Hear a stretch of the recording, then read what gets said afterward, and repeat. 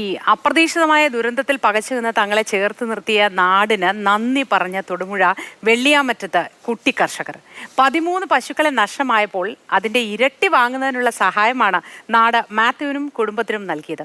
കുട്ടികളുടെ വിദ്യാഭ്യാസത്തെ ബാധിക്കാതെ കൂടുതൽ പശുക്കളുമായി മുന്നോട്ട് പോകാനാണ് ഇവർ ആഗ്രഹിക്കുന്നത്. വിദ്യാഭ്യാസം നല്ല രീതിയിൽ മുൻപോട്ട് കൊണ്ടുപോയി. സാമ്പത്തിക ബാധ്യത കുറച്ചുണ്ട്, അതൊന്ന് പരിഹരിച്ച് കന്നുകാലി വളർത്തൽ കൂടുതൽ മെച്ചമായിട്ട് മുൻപോട്ട് കൊണ്ടുപോകണമെന്നാണ് എൻ്റെ ആഗ്രഹം. വിവരങ്ങളുമായി ജെയിനിസ് രാജു ഉണ്ട്. Good morning Jain. കുട്ടികളൊക്കെ ആകെ സന്തോഷത്തിലാണ്. ബാധ്യതകളൊക്കെ തീർത്ത് അവരുടെ ജീവിതം ഭാസുരമായി ഭംഗിയായി മുന്നോട്ട് പോകാൻ നമുക്ക് എല്ലാവർക്കും ആഗ്രഹിക്കാം, അല്ലേ? തീർച്ചയായിട്ടും. ഇപ്പോൾ 13 പശുക്കളാണ് മാത്യുവിനും അതോടൊപ്പം തന്നെ മാത്യുവിന്റെ സഹോദരങ്ങൾക്കും നഷ്ടമായത്. പക്ഷേ കഴിഞ്ഞ ഒരു ദിവസം കൊണ്ട് മാത്രം ഏതാണ്ട് 30-ലധികം പശുക്കളെ വാങ്ങുന്നതിന് ഉള്ള സാമ്പത്തിക സഹായം ഈ കുടുംബത്തിന് ലഭിച്ചിട്ടുണ്ട്. അതിൽ സംസ്ഥാന സർക്കാരിന്റെ സഹായമുണ്ട്, മറ്റ് ജയറാം സിനിമാ മേഖലയിൽ നിന്നുള്ളവരുടെ സഹായമുണ്ട്, ലുലു ഗ്രൂപ്പിന്റെ 5 ലക്ഷം രൂപയുടെ സഹായമുണ്ട് 10 പശുക്കളെ വാങ്ങാൻ. കൂടാതെ ആ പരിസരത്തുള്ള സന്നദ്ധ സംഘടനകളും മറ്റ് ദേവാലയങ്ങളും ഉൾപ്പെടെയുള്ള അവരുടെ ഭാഗത്തുനിന്ന് വലിയ സഹായമാണ് കുടുംബത്തിന് ലഭിച്ചത്.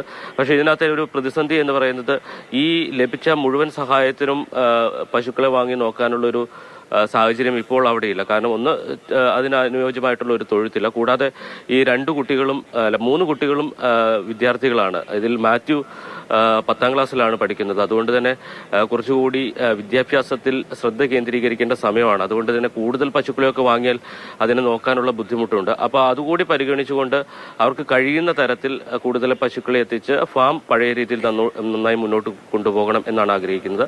അതോടൊപ്പം തന്നെ മാത്യുവിന് വെറ്റിനറി ഡോക്ടർ ആകാനാണ് ആഗ്രഹം. അപ്പം മാത്യുവിന്റെ വിദ്യാഭ്യാസത്തിന് പിന്തുണ നൽകിക്കൊണ്ട് പാലാ ബ്രില്യൻസിൽ നിന്നുള്ളവരൊക്കെ എത്തി സഹായം നൽകിയിട്ടുണ്ട്. അപ്പം മാത്യുവിന് അവന്റെ ആഗ്രഹം പൂർത്തീകരിക്കുന്നതിനുള്ള സൗകര്യം കൂടി ഒരുങ്ങിയിട്ടുണ്ട്. അപ്പം ഇതിനെല്ലാം തീർച്ചയായിട്ടും കേരളത്തോട് നന്ദി പറയുകയാണ്. കാരണം ഒരിക്കലും അവർ പ്രതീക്ഷിച്ചിട്ടുണ്ടായിരുന്നില്ല ഇത്തരത്തിൽ ഒരു വലിയ സഹായം എല്ലാവരുടെയും ഭാഗത്തുനിന്ന് ഉണ്ടാകും എന്നൊരു പ്രതീക്ഷ ഉണ്ടായിരുന്നില്ല.